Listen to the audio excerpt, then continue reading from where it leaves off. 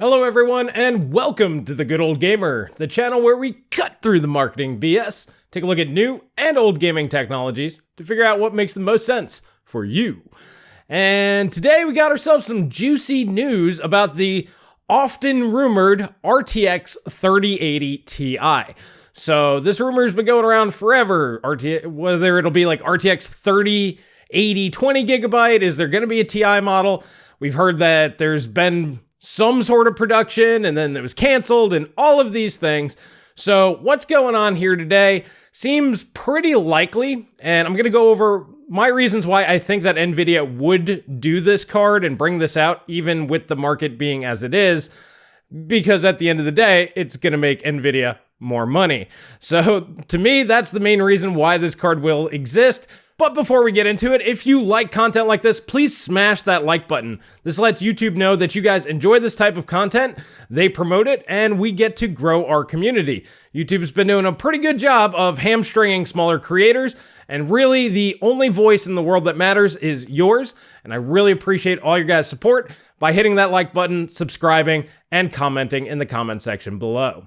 All right, so jumping on over here to videocards.com. This was sent to me by a Patreon member in my Discord. Nvidia GeForce RTX 3080 Ti with 12 gigabytes of memory. So they have updated news on the supposed RTX 3080 Ti. Now, obviously, we've been talking about RTX 3080 20 gigabytes and 3080 Ti's for quite a while now. So back on December 10th, 2020, Copite 7 Kimmy, this is what was said. Just to repeat again, as far as I know, the spec is RTX 3080 Ti with 10,496 FP32, which is the exact same amount as the 3090, except with 20 gigabytes of G6X. So 4 less gigabytes for basically the same thing as a 3090, same as said on November 4th. Okay, so here's the updated version. This was as of February 6th, which is today as I'm recording this. Things have changed, maybe, and obviously this is just speculation and rumor, of course. The current spec is 10,240 FP32 cores and 12 gigabytes of GDDR6X. As the article outlines here, this means that's going to have 2 fewer SMs compared to the 3090, which isn't going to make any real difference. The bigger difference is going to 12 gigabytes of VRAM instead of 20 gigabytes, but having the same bus width as the RTX 3090, which would lend credence that it'll have virtually the same performance as the 3090, just with half the memory. Whereas the 20 gigabyte model with a 320-bit bus, that would likely hold it back from getting as fast as the RTX 3090. So, all right, they have a little chart here. I'm just going to leave that up if you guys want to check that out. But that's pretty much all that we have at this point in time. All right, so as the article kind of alludes to, this RTX 3080 Ti seems to have gone through some revisions and changes over time. And likely this is due to the fact that AMD's competitive nature is more competitive than Nvidia was probably originally anticipating. And the fact that, well, they're selling out of everything anyway. So why would they come out with a new model? And to me, the reason why they would do this is because the current RTX 3080 with 10 gigabytes has an MSRP of $699. Now, they don't sell at $699. They're pretty much $1,000 to about $1,200 if you wanted to pick one up here today. Now, you can get them cheaper if you get super duper lucky, but let's be honest, $1,000 to about $1,200 is where they're at. Now, they come out with something that's faster, basically going to be as fast as an RTX 3090, half the RAM, so it only costs a couple bucks more. As far as we know, about $10 per gigabyte, somewhere in that range. So it costs Nvidia about 20 bucks more to put these on there. It's still a cut down die, so they can still harvest defective GA102s. So that's not too big of an issue for Nvidia there. And yeah, performance will be about on par with the RTX 3090, just less RAM. Now, the thing that says to me that this seems likely is because it's not that much more expensive to make, Nvidia could stop making $699 MSRP graphics cards that sell for $1,000 to $1,200. Instead, they can come out with a $1,000 graphics card, which will probably sell between $1,300 and $1,500. Like I said, the expense to Nvidia to build these is not that much higher than the current RTX 3080s, but they'll get an extra $300 to $500 out of these things no problem. So that to me makes this sound pretty legit.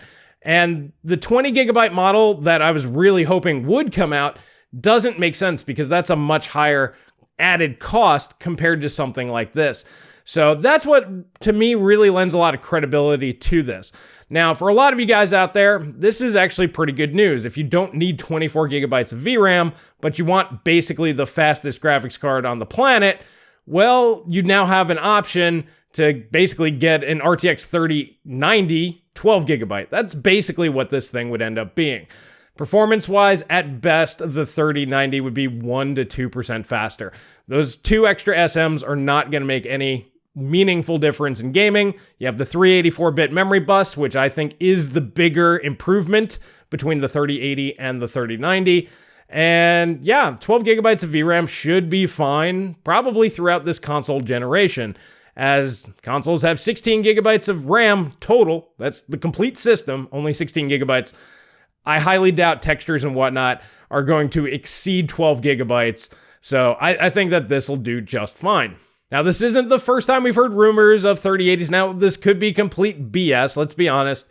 But in all likelihood, like I said, this makes more sense because it will make Nvidia more money. And typically, anything that will make any company, but particularly Nvidia, more money is usually the direction that they go. So, yeah, I think that the April timeframe seems to make a lot of sense for this.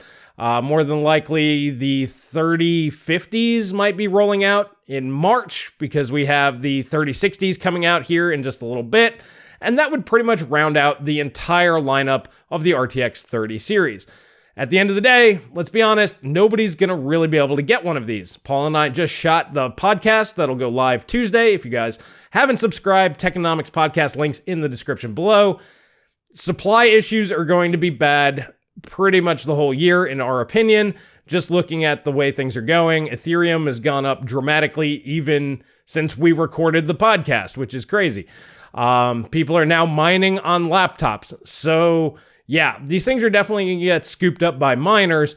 But in the future, in the long, long future from now, after the mining boom has busted, I think that these are going to be better than secondhand RTX 3080s because of that 2 extra gigabytes of VRAM. I think that's just going to give it that little extra nudge and that little extra performance that I would probably like to pick one of these up over a 3080 once, like I said, the mining boom's over and everybody's dumping their GPUs. So the better the GPUs are now, the better GPUs I'll be able to buy in the future. That's kind of the way that I look at it.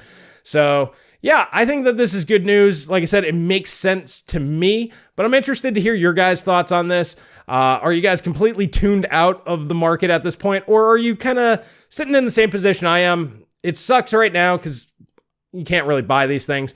It makes sense that Nvidia wants to make more money at this point in time, but down the road, once the boom ends, then you can pick these things up secondhand, dirt cheap, because they're selling millions of these units across the world to all of these guys. So we'll have a nice big flood and we can all get our RTX 3080 Ti's at that point in time. But I want to hear your thoughts down in the comment section below. Once again, if you want to help out the channel, best way to do that is to smash that like button, subscribe, sharing the video really helps out. It bypasses YouTube's weird algorithm changes that they like to make on the fly, and who can keep up with that? I honestly can't. But with your guys' help, don't have to really worry about that.